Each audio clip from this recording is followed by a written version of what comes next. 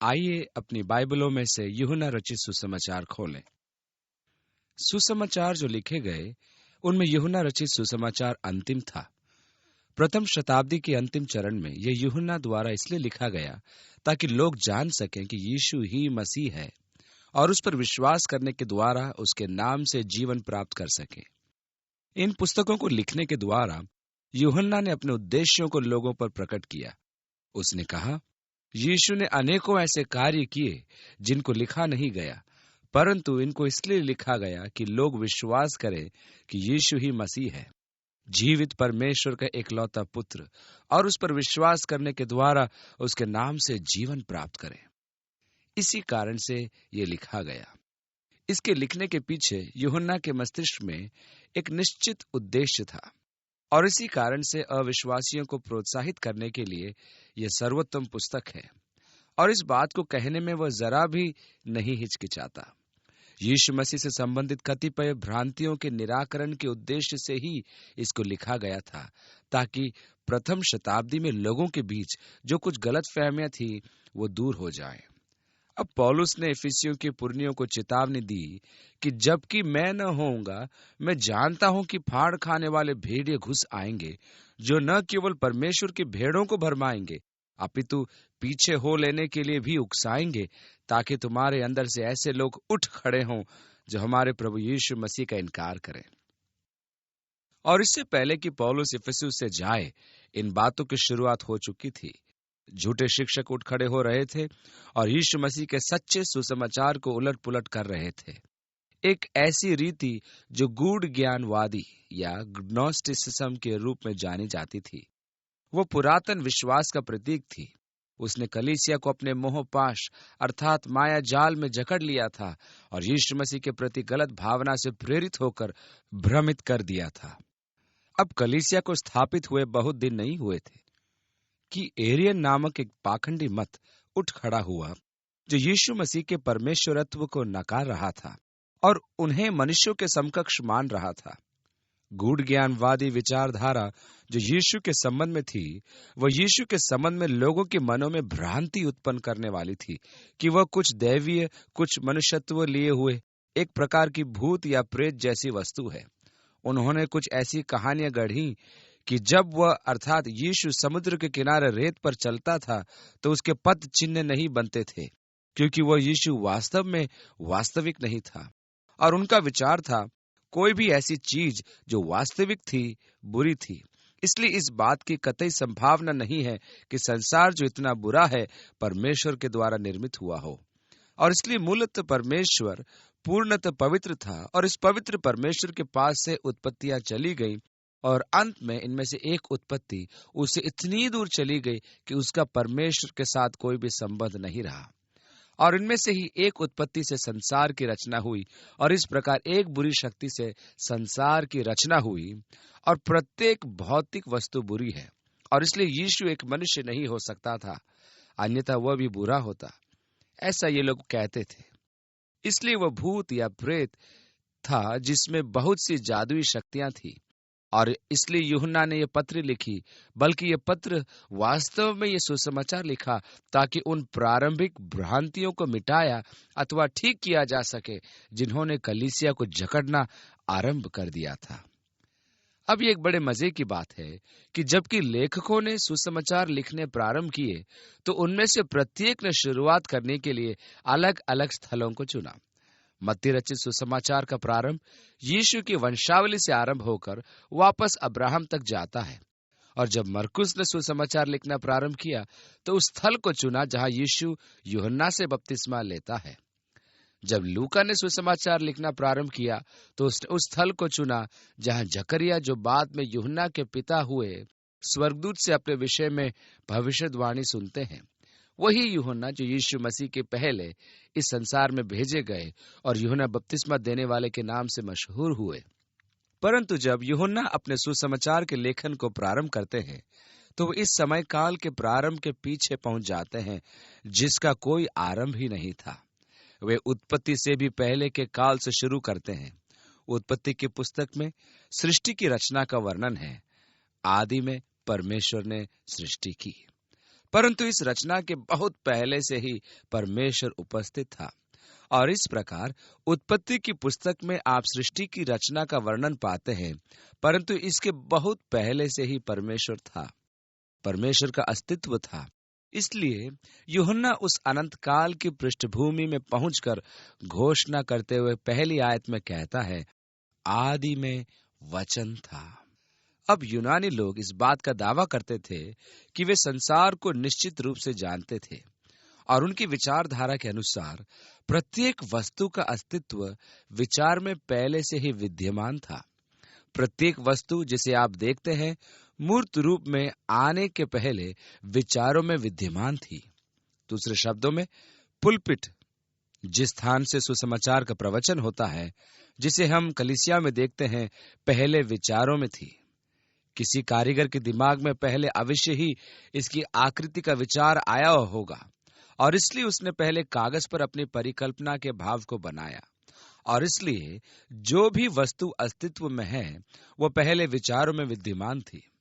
इसलिए यूनानी दार्शनिक के अनुसार किसी भी वस्तु का मूल स्रोत विचार ही था।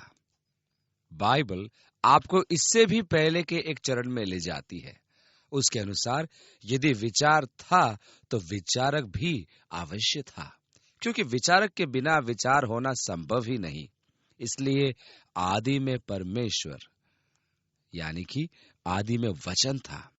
इसलिए आदि में किसी का अस्तित्व अवश्य था जिसने विचार किया, अथवा परमेश्वर का अस्तित्व। इसलिए आदि में परमेश्वर, यहाँ आदि में वचन था, वो अस्तित्व में था। और आगे लिखा है, और वचन परमेश्वर के साथ था। प्रभु यीशु मसीह के ईश्वरत्व की एक शक्तिशाली उद्घोषणा यहाँ पर हमें मिलती है। यह बात इतनी सीधी और सरल और स्पष्ट है कि यदि इसे एक छोटा बच्चा भी पढ़े तो उसको समझ में आ जाएगा। यदि इस गद्यांश के विषय में किसी प्रकार की कोई असमंजस की स्थिति उत्पन्न होनी है तो वह किसी यहोवा विटनेस के लोगों के द्वारा ही होगी, और उन्होंने एक या तत्व को वाक्य के बीच में डालकर ऐसा किया भी, और वचन परमेश्वर था। परंतु उन्हें कुछ प्रकार बनाना था जिसका मूल में कोई अस्तित्व नहीं था, ताकि वाक्यांश का अर्थ ही बदल जाए। यूहन्ना एक सीधी और सरल उद्घोषणा करता है कि यीशु वचन और परमेश्वर था। इस उद्बोधन की घोषणा बिल्कुल सीधी और सरल है। यही आदि में परमेश्वर के साथ था। सब कुछ उसी के द्वारा उत्पन्न हुआ, और जो कुछ उत्पन्न हुआ है उसमें से कोई भी वस्तु उसके बिना उत्पन्न नहीं हुई। इसलिए अब यह निर्माण अथवा रचना के विषय में बात करता है। आप पाते हैं कि यूहन्ना सृष्टि की रचना के पहले के समय में पहुंचता है। आरंभ में इससे पहले की कोई वस्तु थी, वहां वचन था, वह परमेश्वर के साथ था, वो परमेश्वर था, वही आदि में परमेश्वर के साथ था। और फिर सृष्टि, इसमें लिखा है सब कुछ उसी के द्वारा उत्पन्न हुआ। उत्पत्ति के सृष्टि के विवरण में हम पढ़ते हैं, आदि में परमेश्वर ने आकाश और पृथ्वी की सृष्टि की। इब्रानी भाषा में परमेश्वर के लिए एलोहीम शब्द आया है, जो बहुवचन का घोतक है।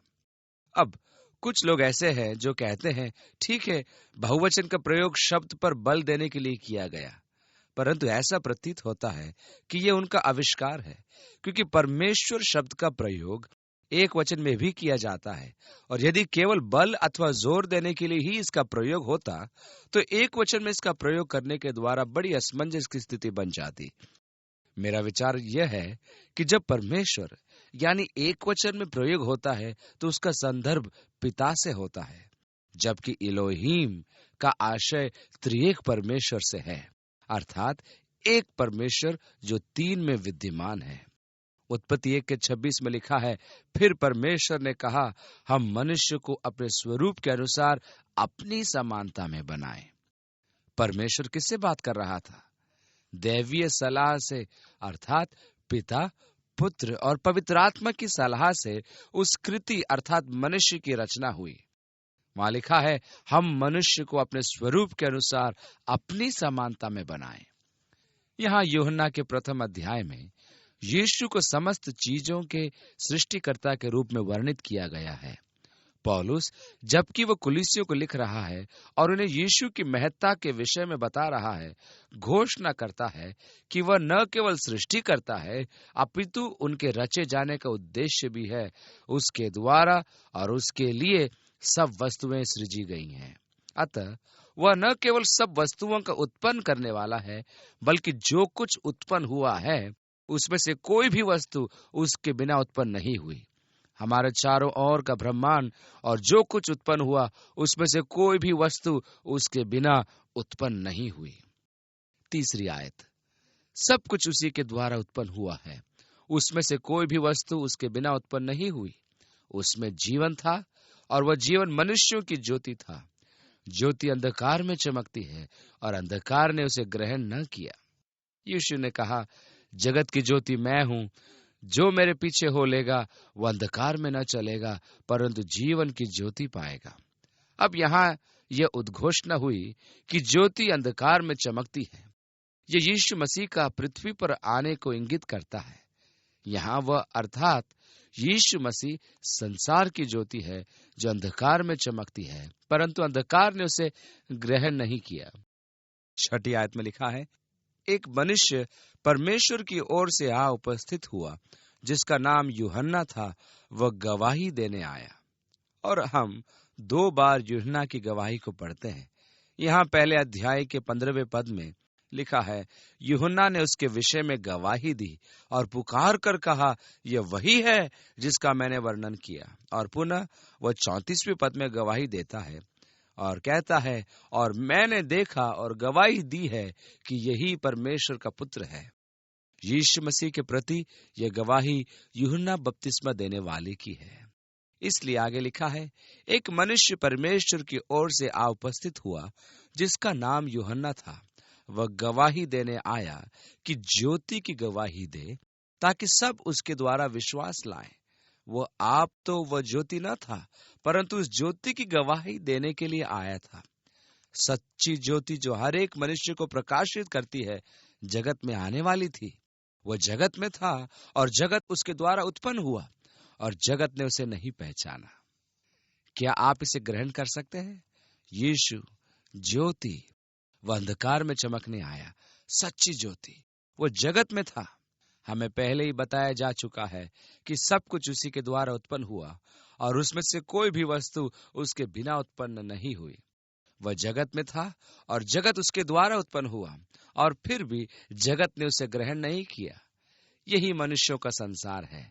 ऐसा प्रतीत होता है कि उनकी और जगत की प्रकृति यही थी कि उन्होंने उसे ग्रहण नहीं किया।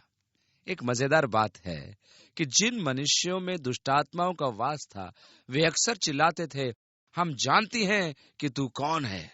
स्पष्टतया हवाएं और लहरें जानती थी कि वो कौन था, क्योंकि जब वो एक छोटे जहाज पर खड़ा था और वो डूबने वाला ही था, तब उसने हवाओं और लहरों से कहा, शांत हो जाओ। उन्होंने उसकी आज्ञा मान ली। वे जानते थे कि वह कौन है।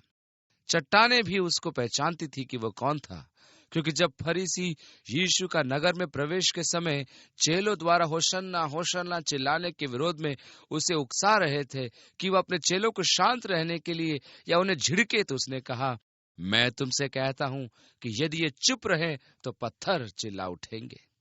वे जानते थे कि वह कौन है, परंतु केवल मनुष्य ही ऐसा था जो अपनी जड़ बुद्धि के कारण उसे नहीं पहचान पाया। वह जगत में था, जगत उसके द्वारा उत्पन्न हुआ और फिर भी जगत ने उसे न पहचाना।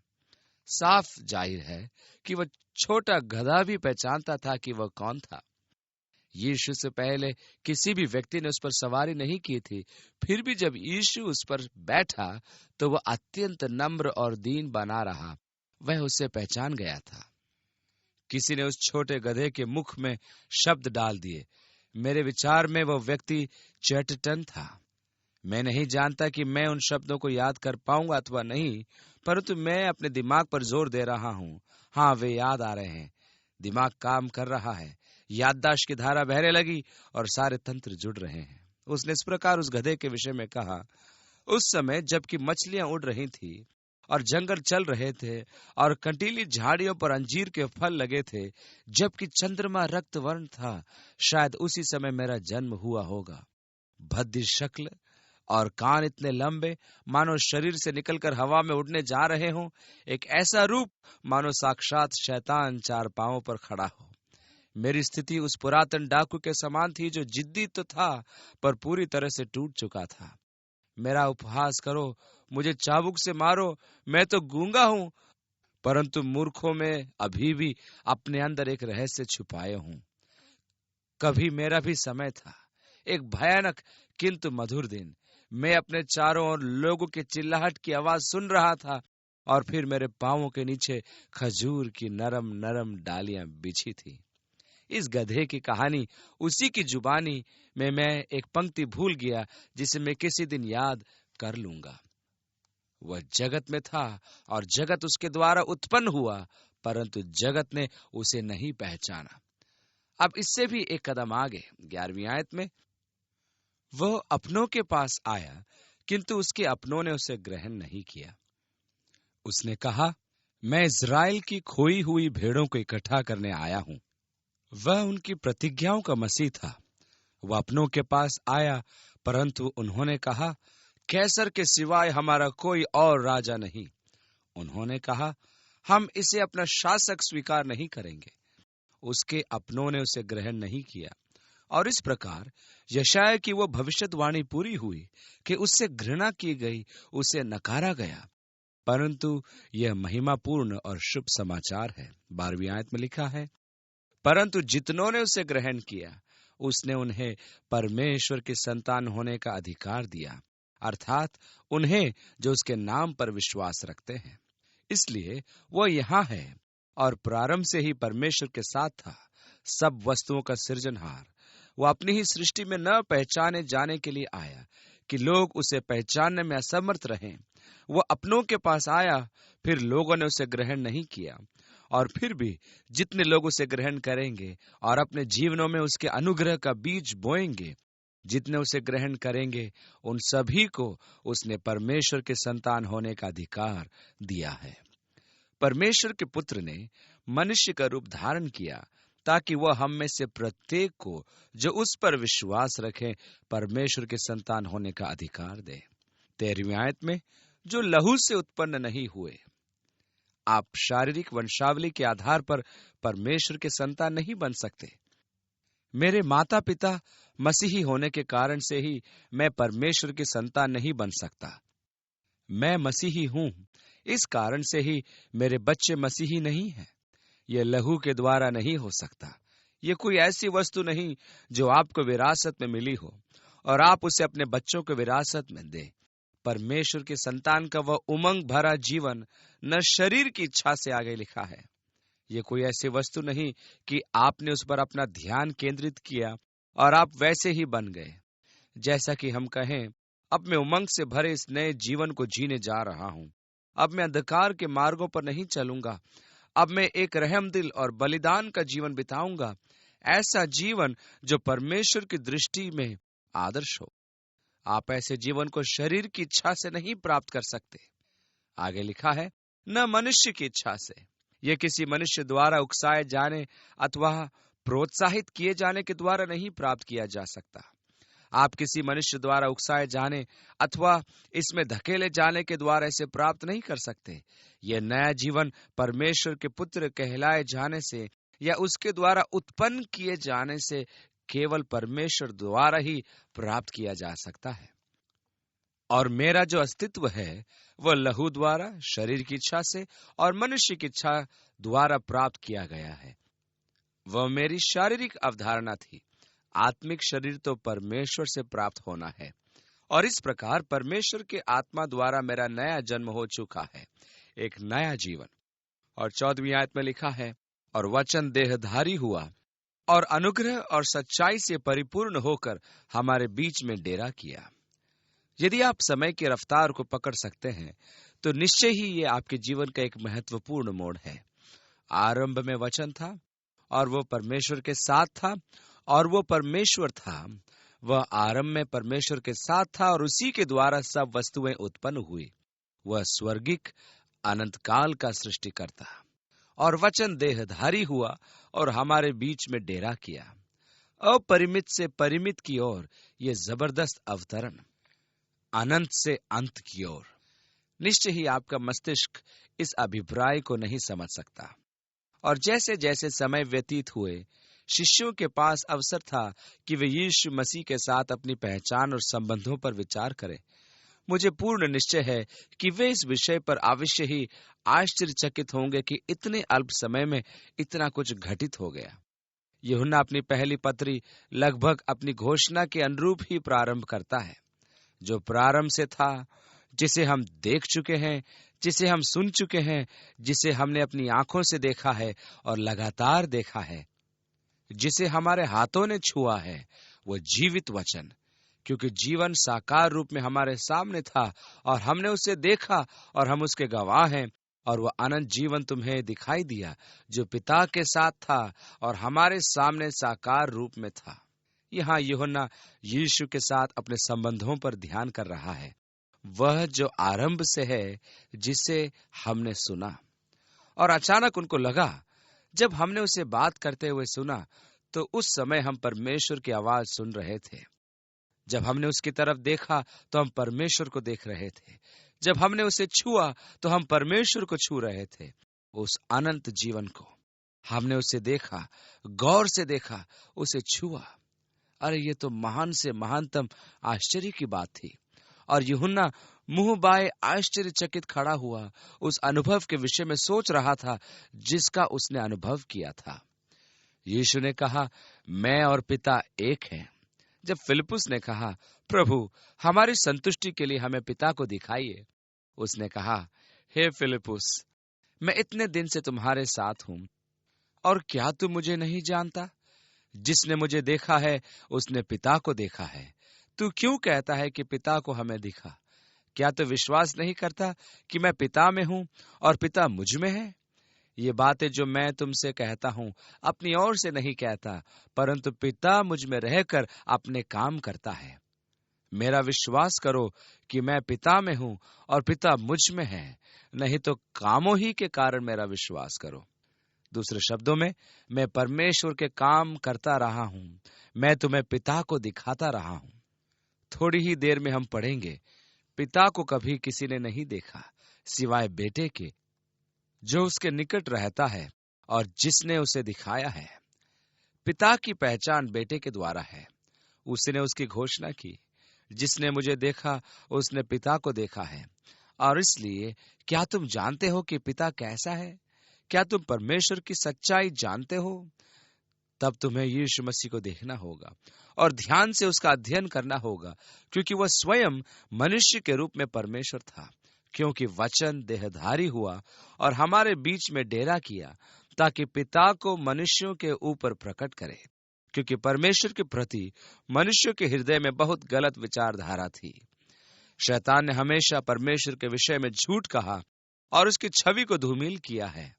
और आज भी वह अपने कार्यों के द्वारा मनुष्यों को बरगलाता है। इसलिए परमेश्वर के प्रति लोगों की बहुत गलत धारणाएं हैं। परमेश्वर के विषय में शैतान द्वारा फैलाई गई अपवित्र बातों में एक आम बात यह है कि परमेश्वर अमुक अमुक वस्तु अथवा अमुक अमुक व्यक्ति का सर्वनाश करेगा। और आप प्राय उस पर विश्वास भी कर लेते हैं, मानो परमेश्वर की यही इच्छा रही है कि वह सब वस्तुओं और सब मनुष्यों का सर्वनाश करे। सच्चाई से कुछ भी नहीं छिप सकता। स्वयं परमेश्वर ने घोषणा की है। बाइबल परमेश्वर के विषय में घोषणा करती है। परमेश्वर किसी के नाश से कभी प्रसन्न नहीं होता।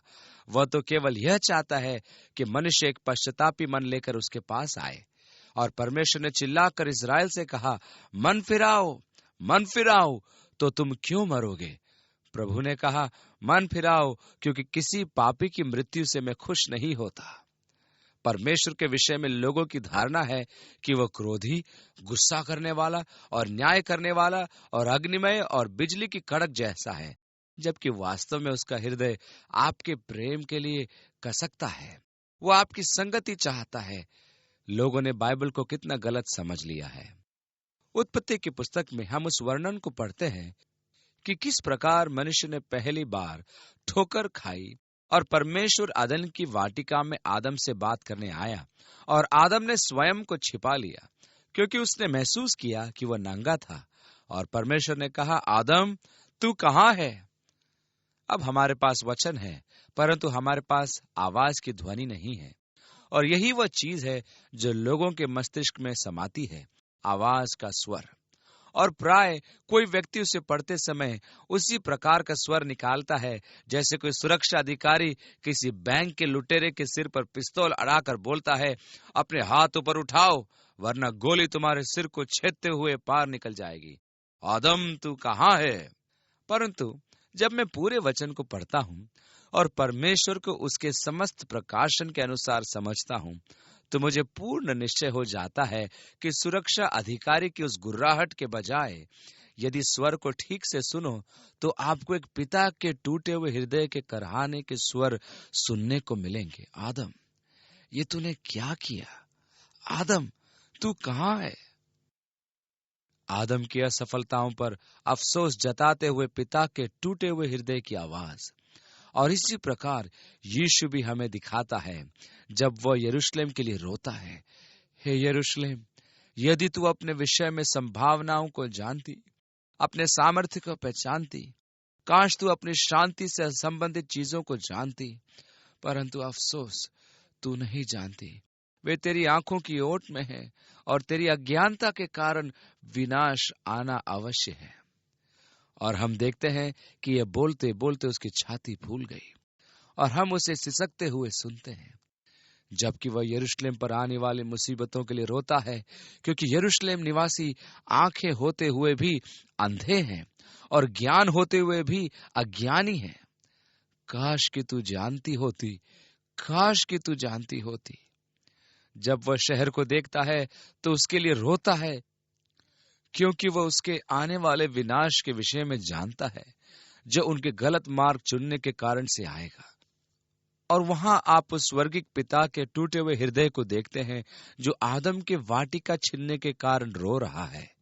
यीशु परमेश्वर के प्रकाशन के लिए आया, वचन देहधारी हुआ और वो हमारे बीच में रहा ताकि हम परमेश्वर के सच्चाई को जान सकें।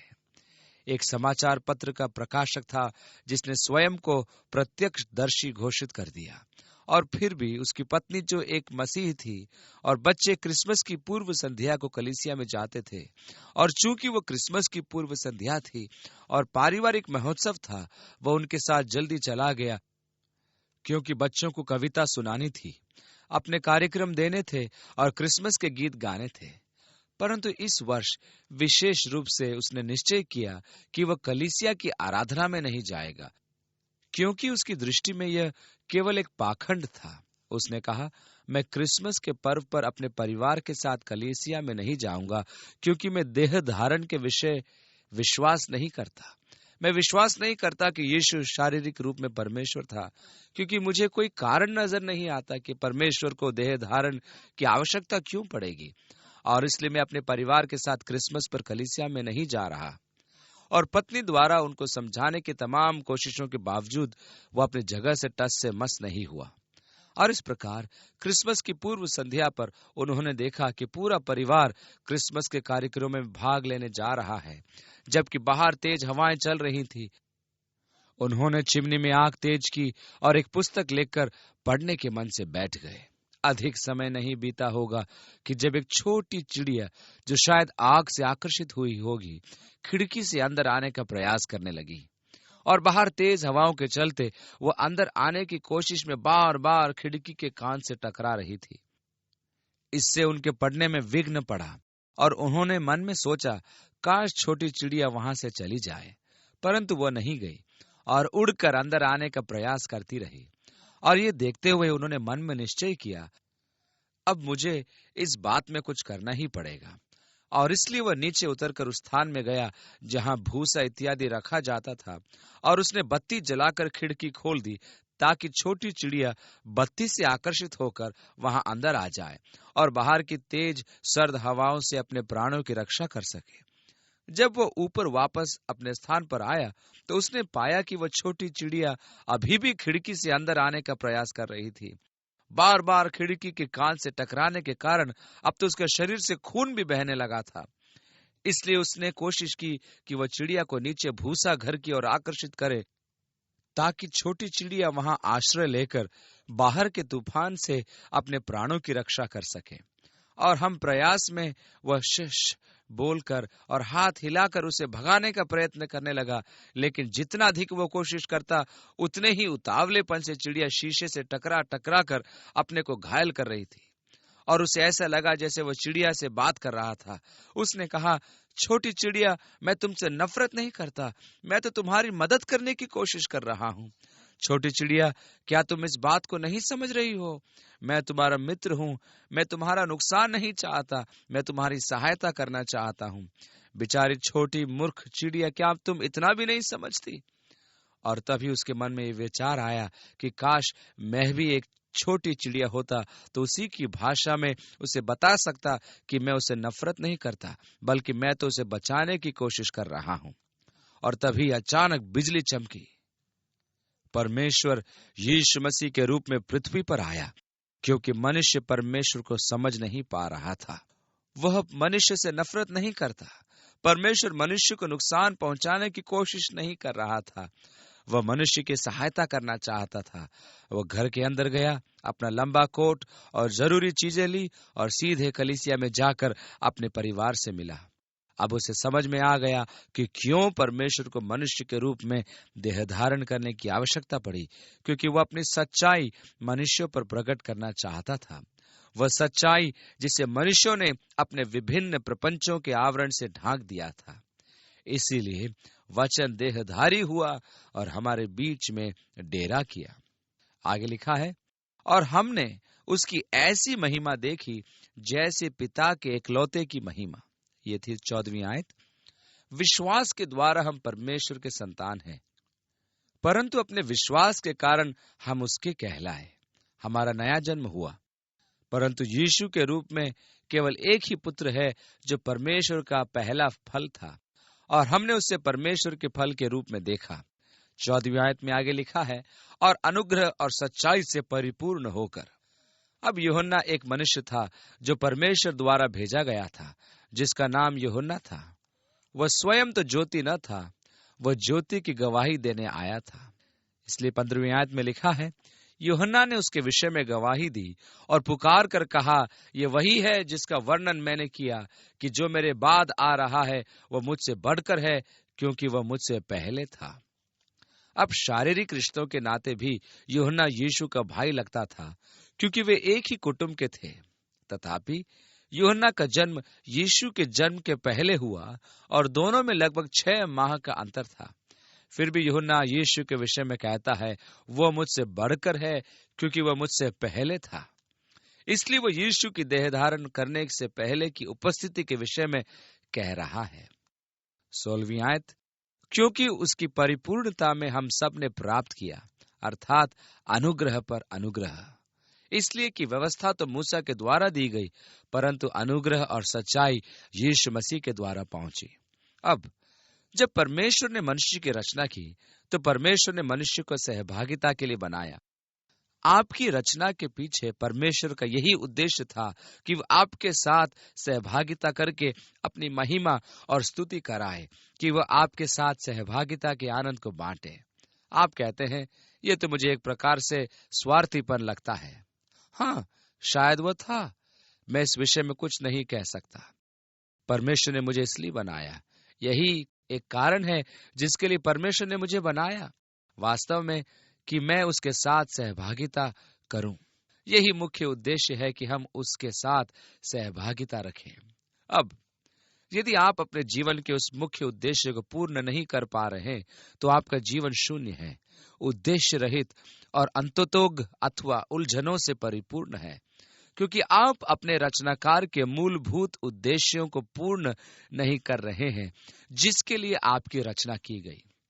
परमेश्वर की आराधना करने व उसके साथ सहभागिता करने के लिए मनुष्य के लिए आवश्यक आवश्यकताओं की पूर्ति आपके द्वारा नहीं हो रही, परंतु इस ग्रह पर आए मनुष्य को अधिक दिन नहीं हुए थे जब उसने परमेश्वर के साथ अपनी सहभागिता को अपनी अनाज्ञाकारिता और उसके निर्देशों को न मानने के पाप के कारण तोड़ा, और पाप का परिणाम सदा उसके साथ सहभागिता का भंग होना था। यशायाह 59 की पहली 2 आयतों में लिखा है, परमेश्वर इतना छोटा नहीं है कि वह बचा नहीं सकता, न ही वह बहरा है कि सुन नहीं सकता, परंतु तुम्हारे पापों ने तुम्हें परमेश्वर से अलग कर दिया है। पाप की विशेषता यही है कि वो मनुष्य को परमेश्वर से अलग कर देती है।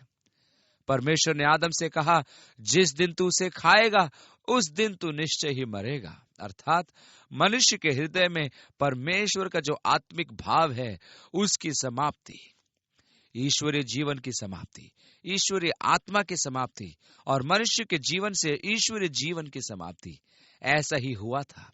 आदम ने खाया और मृत्यु आई, आत्मिक मृत्यु आई। अब परमेश्वर की फिर भी दिल से इच्छा थी कि वह मनुष्य के साथ सहभागिता करे, परंतु वह सहभागिता मनुष्य के पाप के कारण टूट गई। अब चूंकि परमेश्वर की चाह थी कि वह मनुष्य के साथ सहभागिता का संबंध बनाए रखे, इसलिए मनुष्यों के पाप के विषय में कुछ तो किया जाना आवश्यक था। और इसलिए परमेश्वर ने मूसा को व्यवस्था से समृद्ध करके भेजा, बलिदान की व्यवस्था, पापों को ढांपने की व्यवस्था, ताकि परमेश्वर के साथ सहभागिता के संबंधों को पुनः बहाल किया जा सके। और बलिदान के चढ़ावों का एक ही हिस्सा सहभागिता का चढ़ावा था। सहभागिता का बलिदान, भोजन का बलिदान, जिसमें पाप बलि के पश्चात में परमेश्वर के साथ सहभागिता करने के लिए उसके साथ बैठता, तब वह अर्पण बलि, होम बलि और फिर शांति अर्थात मेल बलि, सहभागिता बलि, जहां मैं सिर्फ परमेश्वर के साथ बैठकर भोजन करता और उसके सहभागिता करता। परंतु वह तब तक नहीं हो सकता था जब तक पाप बलि न हो। पहले मुझे पाप को संभालना था और इसलिए मूसा के अधीन व्यवस्था के अंतर्गत मूसा के द्वारा परमेश्वर की वाचा में पाप को ढांपने का प्रावधान था, ताकि पाप में व्यक्ति भी परमेश्वर के साथ अपनी सहभागिता को बनाए रख सके और उसके साथ बैठकर सहभागिता और भोजन का आनंद ले सके। परंतु यह बैलों और बकरियों का बलिदान पापों से मुक्त नहीं कर सकता था। वे केवल इतना ही कर सकते थे कि अपने पापों को ढांप दे, और उनके ये बलिदान उस महान बलिदान को इंगित कर रहे थे जो परमेश्वर करने वाला था, जिसके द्वारा मनुष्य के पाप क्षमा किए जा सकते थे, ताकि परमेश्वर और मनुष्य के बीच पूर्ण रूप से सहभागिता का बंधन अटूट रूप से बना रहे। और इस प्रकार व्यवस्था मूसा के द्वारा आई। इसका अर्थ यह नहीं कि हम व्यवस्था को हे दृष्टि से देखें। हमें व्यवस्था को एक औजार के रूप में देखना चाहिए, जिसे परमेश्वर ने इस विचार से इस्तेमाल किया कि मनुष्य सहभागिता के लिए परमेश्वर के निकट आ सके। परंतु मनुष्य के अपने भाग की असफलता के कारण यह कारगर प्रमाणित नहीं हुआ। व्यवस्था में कोई कमी नहीं थी, वह अच्छी थी, वह पवित्र थी, परंतु अभी भी मनुष्य पापमय था और इसी कारण उसे अपने पापों की खातिर प्रतिवर्ष बलिदान चढ़ाने पड़ते थे। अतः अब परमेश्वर ने यीशु मसीह के द्वारा अनुग्रह और सच्चाई की एक नई वाचा बांधी है। एक वाचा मूसा की व्यवस्था के द्वारा और एक नई वाचा यीशु मसीह के द्वारा। एक नई वाचा जो परमेश्वर के अनुग्रह और यीशु मसीह के सच्चाई पर आधारित है। इसलिए व्यवस्था मूसा के द्वारा आई, किंतु अनुग्रह और सच्चाई यीशु मसीह के द्वारा प्राप्त हुआ। 18वीं आयत, परमेश्वर को किसी ने कभी नहीं देखा। निश्चय ही लोग एकदम कहते हैं, ठीक है, मूसा के विषय में क्या? जब परमेश्वर ने मूसा से कहा तुम्हें क्या चाहिए, उसने कहा, प्रभु मैं केवल आपको देखना चाहता हूं। और परमेश्वर ने कहा, यह नहीं हो सकता कि तुम मुझे देखो और जीवित रहो। परंतु परमेश्वर ने कहा, मैं तुझे बताता हूं कि क्या करना है। तुम वहां चट्टानों में जाओ और मैं वहां से गुजरूंगा और तुम मेरे जाने के बाद की चमक देख पाओगे। यह कहता है पिछला भाग, परंतु वास्तव में वो परमेश्वर के एक स्थान विशेष से गुजरने के बाद की चमक थी जिसे मूसा ने देखा। और उसको देखने के कारण मूसा भी तेजोमय हो गया।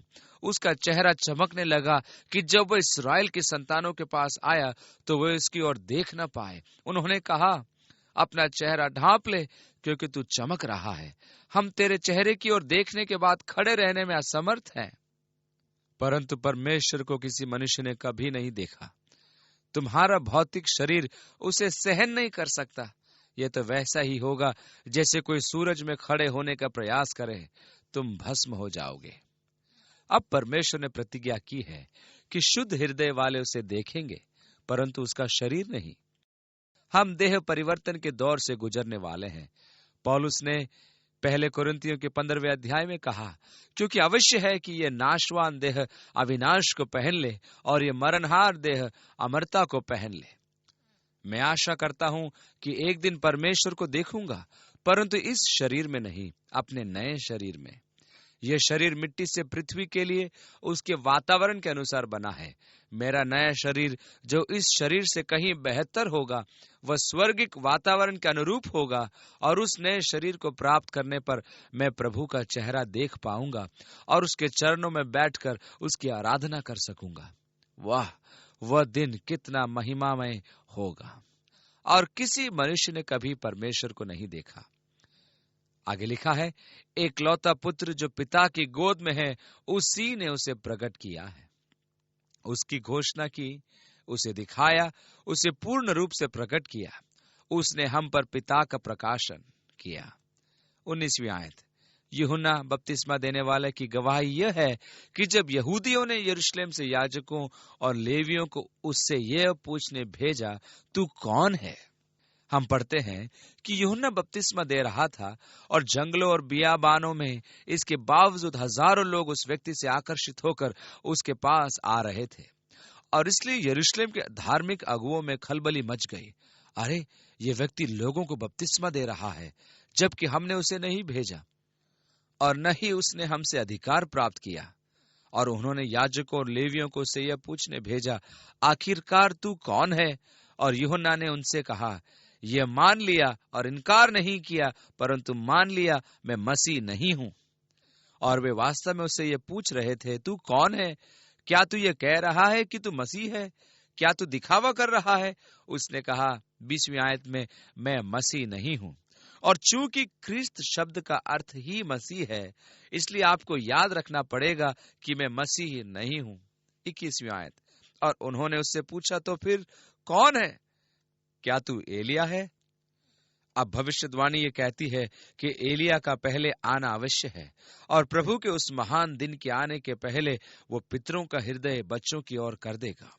और इसलिए क्या तू एलिया है?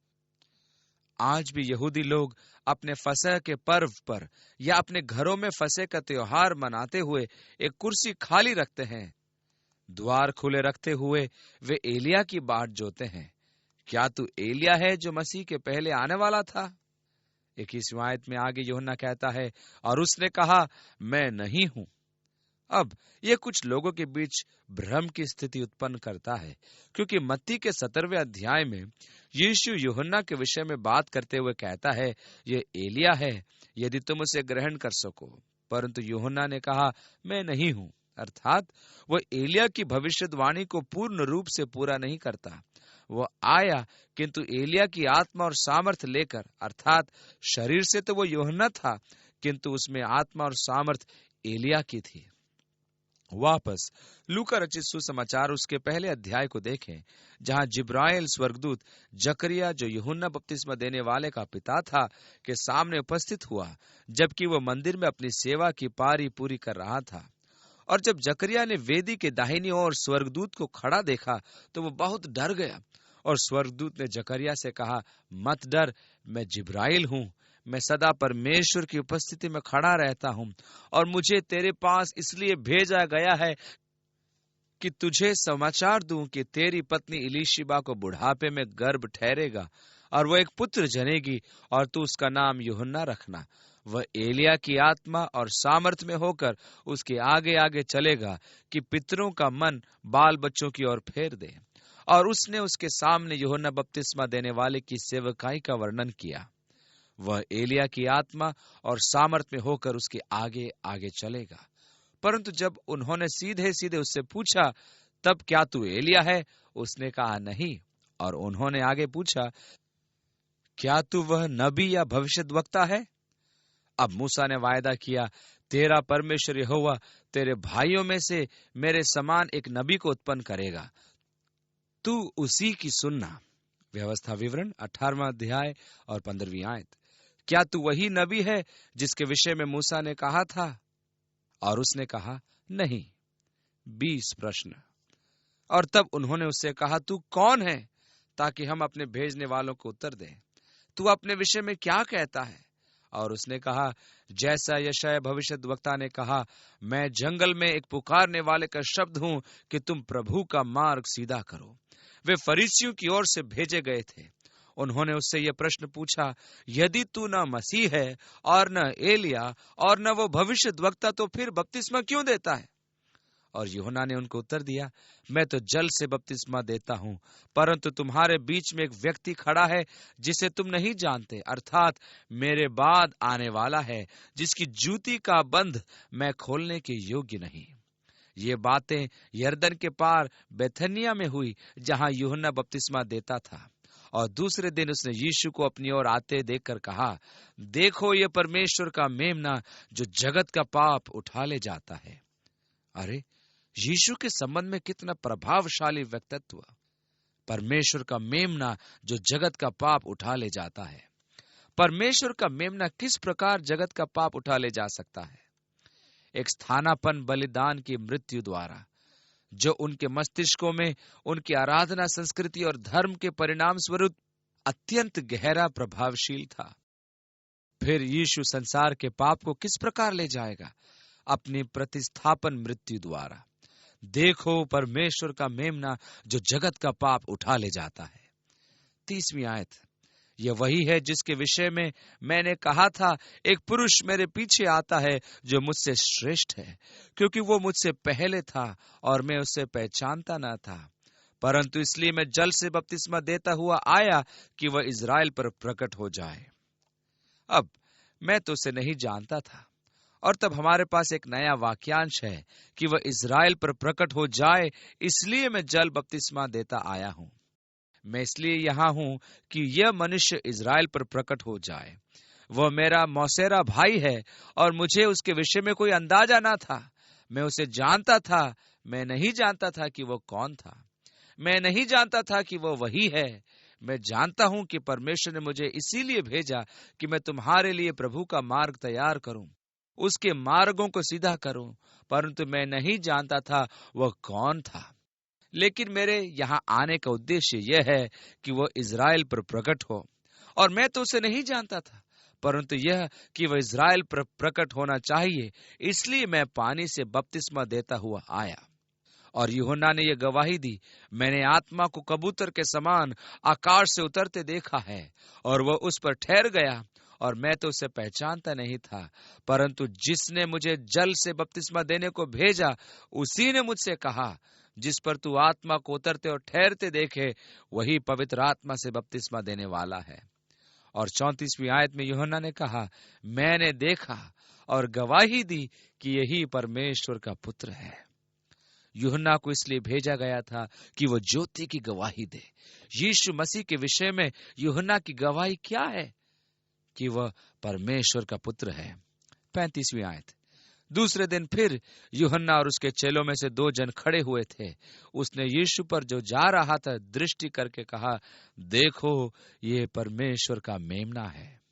पुनः उसने पहले कहा था, देखो, परमेश्वर का मेमना जो जगत का पाप उठा ले जाता है। अब वो केवल इतना ही कहता है, देखो, परमेश्वर का मेमना। जबकि यूहन्ना प्रकाशित वाक्य की पुस्तक लिख रहा है, प्रकाशित वाक्य की पुस्तक का केंद्र बिंदु परमेश्वर का मेमना है। प्रकाशित वाक्य की पुस्तक को समझने के लिए आपको मेमना देखना ही पड़ेगा, और परमेश्वर के मेमने की पहली झलक निश्चय ही हम प्रकाशित वाक्य की पुस्तक के प्रथम अध्याय में पाते हैं, जब वो मसीह का उसकी महिमा में वर्णन करता है। परंतु जब 5वें अध्याय में यूहन्ना उस स्वर्गीय दृश्य को देखता है, जब वो रो रहा था, हिचकियां लेते हुए सिसक रहा था, क्योंकि एक भी ऐसा व्यक्ति नहीं पाया गया जो उस पुस्तक को खोलने या उस पर दृष्टि डालने योग्य हो। इस पर प्राचीनों ने उससे कहा, यूहन्ना, मत रो, देखो, यहूदा के गोत्र का वह सिंह जो दाऊद का मूल है, उस पुस्तक को खोलने और उसकी 7 मोहरें तोड़ने के लिए जयवंत हुआ है। तब मैं मुड़ा और मैंने उसे एक मेमने के समान देखा, जिसका वध किया गया था। उसने आकर उसके दाहिने हाथ से जो सिंहासन पर बैठा था वो पुस्तक ले ली, और जब उसने जो सिंहासन पर बैठा था उसके दाहिने हाथ से पुस्तक ले ली, तो वे चारों प्राणी और 2400 प्राचीन अपने सुनहरे कटोरों के साथ, जिनमें धूप थी, जो पवित्र लोगों की प्रार्थनाएं हैं, परमेश्वर के सिंहासन के सामने गिर पड़े। और उन्होंने ये कहते हुए एक नया गीत गाया, तू इस पुस्तक के लेने और उसकी मुहरें खोलने के योग्य है, क्योंकि तूने वध होकर अपने लहू से लोगों को मोल लिया है। देखो परमेश्वर का मेमना, जो जगत के पाप उठा ले जाता है। एक दिन परमेश्वर के अनुग्रह से हम उस स्वर्गिक परिदृश्य में खड़े होंगे और उसे आते हुए देखेंगे। जबकि वो आता है और पुस्तक को खोलता है, तब हम वहां सुनेंगे, देखो परमेश्वर का मेमना, जिसने हमारे तथा संसार के पाप उठा लिए। इसलिए यूहन्ना अपने 2 शिष्यों के साथ है और खड़े हुए उनसे बातचीत करते हुए कहता है, देखो परमेश्वर का मेमना। 37वीं आयत। और दोनों शिष्यों ने यूहन्ना को कहते हुए सुना और वे यीशु के पीछे हो लिए। अब यीशु के विषय में यूहन्ना की गवाही है, सुनो, तुम जानते हो कि मैं केवल दुल्हे का एक अच्छा मित्र हूं, और जब उसका सम्मान होता है तो मुझे भी सम्मान मिलता है। उसका बढ़ना और मेरा घटना अवश्य है। इसलिए यूहन्ना अपने शिष्यों को यीशु को दिखा रहा है। और उनमें से एक शिष्य पतरस का भाई अंद्रियास था, और इसलिए ये दोनों शिष्य यीशु के पीछे चलने लगे। और 38वीं आयत में आगे लिखा है, यीशु ने मुड़कर उनको पीछे आते देखा और उनसे कहा, तुम किसकी खोज में हो? और उन्होंने उसे कहा, हे रब्बी, तू कहाँ रहता है? और यीशु ने कहा, आओ और देखो। और उन्होंने जाकर उसके रहने का स्थान देखा और उस दिन उसके साथ रहे, क्योंकि यह 10वें घंटे के लगभग था। दिन लगभग ढल चुका था और लगभग 4 बजे का समय था। उन दोनों चेलों में से जो यूहन्ना की बात सुनकर यीशु के पीछे हो लिए थे, एक शिमोन पतरस का भाई अंद्रियास था। अब अंद्रियास के विषय में हमें अधिक नहीं बताया गया था कि वह शिमोन पतरस का भाई है, लेकिन यह एक मजेदार बात है कि नए नियम में हम हमेशा पाते हैं कि अंद्रियास लोगों को यीशु के पास ला रहा है। लोगों को यीशु के पास लाना ऐसा प्रतीत होता है कि उसकी सेवकाई में था, परंतु क्या ही सुंदर सेवकाई वह कर रहा था। वह अंद्रियास ही था जो 5 रोटी और 2 मछली के साथ उस छोटे बालक को यीशु के पास लाया था। और आप आगे भी उसे लोगों को यीशु के पास लाते हुए देखेंगे। इसलिए सबसे पहले अंद्रियास। 41वीं आयत में लिखा है, अपने सगे भाई शिमोन से मिलकर उससे कहा, हमको क्रिस्तुस अर्थात मसीह मिल गया है। इस प्रकार आप पाते हैं कि ख्रिस्त ही मसीह है। 42वीं आयत, वह उसे यीशु के पास लाया, और जब यीशु ने उसे देखा, उसने कहा, तू यूहन्ना का पुत्र शिमोन है, तू कैफा अर्थात पतरस अर्थात पत्थर कहलाएगा। तू यूहन्ना का पुत्र शिमोन है, लेकिन तू कैफा अर्थात पत्थर कहलाएगा। दूसरे दिन यीशु गलील में आया और वह फिलिप्पुस से मिला और उससे कहा, मेरे पीछे हो ले। फिलिप्पुस अंद्रियास और पतरस के नगर बैतसैदा का निवासी था। वास्तव में अंद्रियास और पतरस इसलिए बैतसैदा से कफरनूम चले गए क्योंकि कफरनूम में पतरस का एक घर था जहां यीशु ठहरा था, लेकिन शायद बैतसैदा उनका गृह नगर था जो कफरनहूम से लगभग 5 मील दूर गलील के समुद्र के किनारे उस स्थान पर था जहां यरदन नदी अब गलील के समुद्र में गिरती है। 45वीं आयत, फिलिप्पुस नथानिएल से मिला और उससे कहा, जिसका वर्णन मूसा ने व्यवस्था में और भविष्यद्वक्ताओं ने किया है, वह हमको मिल गया। वह यूसुफ का पुत्र यीशु नासरी है। वह हमें मिल गया जिसका वर्णन मूसा ने और भविष्यद्वक्ताओं ने किया, वह यीशु नासरी है। 46वीं आयत, और नथानिएल ने उससे कहा, क्या कोई अच्छी वस्तु भी नासरत से निकल सकती है? फिलिप्पुस ने उससे कहा, चलकर देख ले। साफ जाहिर है कि उन दिनों नासरत का नाम इज्जत से नहीं लिया जाता था, और इसलिए फिलिप्पुस का उत्तर एक अच्छा उत्तर था कि तू चलकर देख ले। 47वीं आयत, यीशु ने नतनिएल को अपनी ओर आते देखकर उसके विषय में कहा, देखो ये सचमुच इजरायली है, इसमें कपट नहीं, अर्थात तू सीधी और साफ बातें करने वाला है। नतनिएल ने उससे कहा, तू मुझे कैसे जानता है? यीशु ने उसको उत्तर दिया, इससे पहले कि फिलिप्पुस ने तुझे बुलाया, जब तू अंजीर के पेड़ के तले था, तब मैंने तुझे देखा था। और नतनीएल ने उसको उत्तर दिया, हे रब्बी, तू परमेश्वर का पुत्र है, तू इज़राइल का महाराजा है। और यीशु ने उसको उत्तर दिया, मैंने जो तुझसे कहा कि मैंने तुझे अंजीर के पेड़ तले देखा, क्या तू इसी से विश्वास करता है? तू इससे भी बड़े बड़े काम देखेगा। फिर उससे कहा, मैं तुमसे सच सच कहता हूं कि तुम स्वर्ग को खुला हुआ और परमेश्वर के स्वर्गदूतों को मनुष्य के पुत्र के ऊपर उतरते और ऊपर जाते देखोगे। हम इन बातों को वचन में किस स्थान में पाते हैं? स्वर्ग खुला हुआ और स्वर्गदूत ऊपर चढ़ रहे और नीचे उतर रहे। आपको याद है, जब याकूब अपने भाई एसाव से डर के भाग रहा था और वो बेथेल में आया तो वो थका हुआ और डरा हुआ था, तो उसने एक पत्थर को तकिया बनाया और वो सो गया और स्वप्न देखा। अपने स्वप्न में उसने स्वर्ग के प्रभु को एक सीढ़ी के सिरे पर खड़े और स्वर्गदूतों को ऊपर चढ़ते और नीचे उतरते देखा। और परमेश्वर ने उससे बातचीत की और कहा, देख, मैं प्रभु हूं, तेरे पितरों का परमेश्वर, अब्राहम, इसहाक और याकूब का परमेश्वर। और सुबह जब याकूब सोकर उठा तो उसने कहा, सचमुच इस स्थान में प्रभु है और मैं इस बात को नहीं जानता था। अब इन बातों का निचोड़, यीशु कह रहा है, मैं सीढ़ी हूं, मैं वह रास्ता हूं जिससे होकर कोई मनुष्य परमेश्वर के पास जा सकता है। मैं वही हूं जो आकाश और पृथ्वी को बांध सकता हूं। तुम आकाश को खुला देखने जा रहे हो, तुम स्वर्गदूतों को मनुष्य के पुत्र के ऊपर चढ़ते और उतरते देखोगे। अतः मनुष्य का पुत्र एक ऐसी सीढ़ी है जिसके द्वारा आकाश पृथ्वी से जुड़ा है। जब अय्यूब के दोस्तों में से एक ने उसे सलाह दी, उससे अर्थात परमेश्वर से मेल मिलाप कर, तब तुझे शांति मिलेगी और इससे तेरी भलाई होगी, तब अय्यूब ने कहा, बहुत धन्यवाद, तुम हवा से भरे थैले के समान हो। तुम कहते हो कि मैं परमेश्वर से मेल मिलाप रखूं। तुम सोचते हो कि तुम मेरी मदद कर रहे हो। मैं कौन हूं जो अपना मुकदमा परमेश्वर के सामने रखूं? परमेश्वर अति महान है। मैं उसे खोजता हूं परंतु उसे देख नहीं पाता। मैं अपनी दाहिनी ओर देखता हूं, मैं अपनी बाईं ओर देखता हूं, मैं अपने पीछे देखता हूं और उसे नहीं देख पाता। और उसने कहा, हमारे बीच कोई ऐसा मध्यस्थ नहीं जो हम दोनों पर हाथ रखे। परमेश्वर अति महान है, वह आकाश मंडल में व्याप्त है, मैं उसे नहीं देख सकता। मैं उसके साथ कैसे मुकदमा लड़ सकता हूं, जबकि मैं कुछ भी नहीं और परमेश्वर इतना महान है। और हमारे बीच कोई नहीं जो हम दोनों को छू सके। आकाश इतना ऊंचा है, मैं कैसे चढ़ सकता हूं? मैं अपना मुकदमा परमेश्वर के आगे कैसे रख सकता हूं?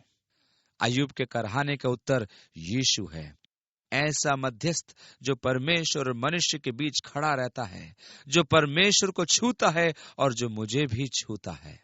हमारे बीच का मध्यस्थ वह सीढ़ी है जिसने अनंत और अंत को, अनंत काल से आज तक के समय को बांट दिया है।